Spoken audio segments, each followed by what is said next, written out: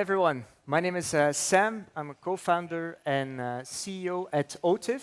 And what we do is we automate trains.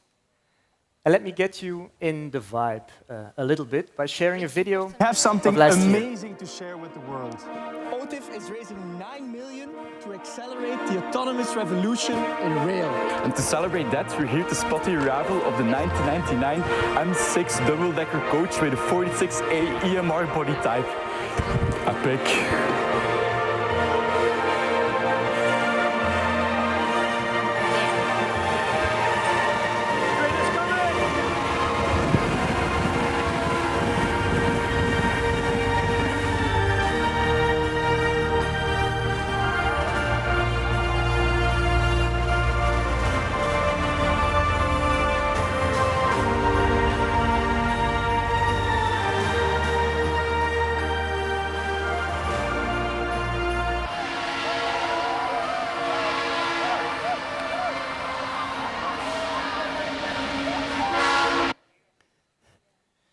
So after this small introduction, just to show you what kind of people we are, and actually jokes aside, what we are building is as physical as it gets. We all know the frenzy about physical AI. Well, what we build is railway AI. We automate trains. And as I said, we love trains, but we also know why we do this. And we actually need rail as the backbone of our transportation system. We need it for capacity, we need it for efficiency, and we actually have already, we all think about electric cars, but we actually have a transport mode that is already green, that has high capacity, and that emits, for example, for freight, 9 times lower CO2 per train. And just to zoom on that one, because I think rail is often overlooked. I heard the introduction, 200-year-old industry. Yes, but it's actually part of the problem of 2020, part of the solution to the problem that we have in 2026. Rail is actually the hidden champion for solving the sustainability and capacity problem in global transportation. So we need a modal shift. That's actually why we develop autonomous tech for trains. We believe that trains and rail, both for freight and passengers, have a huge role to play, but we need to make this step in efficiency, which means teaching them to drive autonomously. Now, how do we do this? We actually build autonomy step by step. We don't go from zero to fully autonomous trains, fully self-driving trains from day one.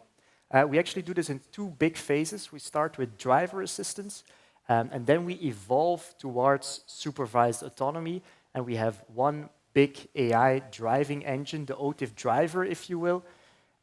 We have one big engine that is running underneath them. And this actually allows us to penetrate this market quite in a smart way, because we can actually deploy our driver assistance systems today, while in parallel working on some of the biggest projects in the industry, in the world, towards these higher levels of autonomy, towards this supervised autonomy. And let me show you a couple of trains. I didn't start with that video for nothing. Just to show you what we do and the play that we have. What we actually do is we build the tech, we deploy the tech, we scale the tech.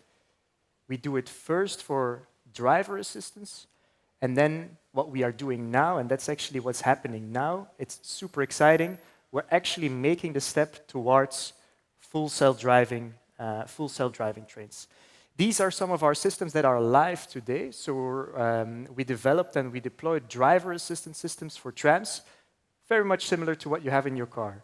And believe it or not, a tram, probably the heaviest and most difficult vehicle in a city, did not have this. That's where we came in. We developed this, we deployed this. This is the lane, for example. So we're live in over 10 cities globally. That's the first step of our technology deployment. And obviously the underlying technology, that's what's powering what we do. The underlying technology is our core AI engine. But this is obviously only the first step, because from here, we take the step towards actually fully self-driving vehicles. And it's called, in rail, it's called automatic train operation. And what we do is we build the world's first fully autonomous freight train with Deutsche Bahn. So it's not just a hobby project in the backyard. It's actually with Deutsche Bahn that we are building and deploying remotely controlled trains. You can think of it as a drone train. So we built the tech to remotely control the train and to take that step towards full automation. And that's obviously where we contribute and where we believe that automation has a crucial role to play. It's not just to reduce cost. Obviously, there is an element. But next to that, there is a huge driver shortage. The average driver age of railway vehicles, so of trains, is roughly 55-year-olds. So statistically, in 10 years, we don't find any train drivers anymore.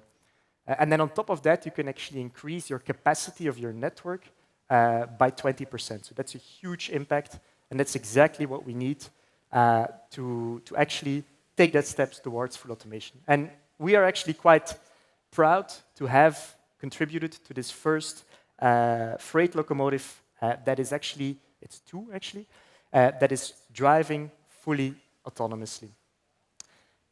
And we're not just doing freight trains, we're actually, as you saw before, we do trams as well.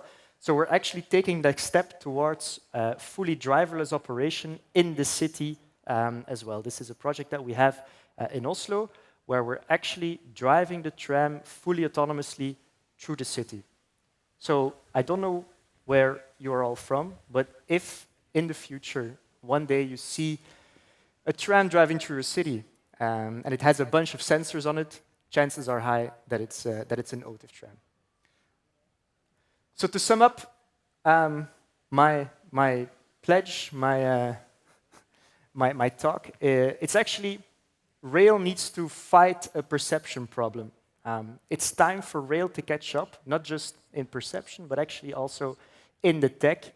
We need rail, we need our trains if we want to go towards a green, sustainable transportation system. We need our railway system. So it's time for rail to catch up, and we at OTIV are ready. Happy to talk to you a bit more afterwards about everything we do and about the future of transportation. But for now, thanks a lot.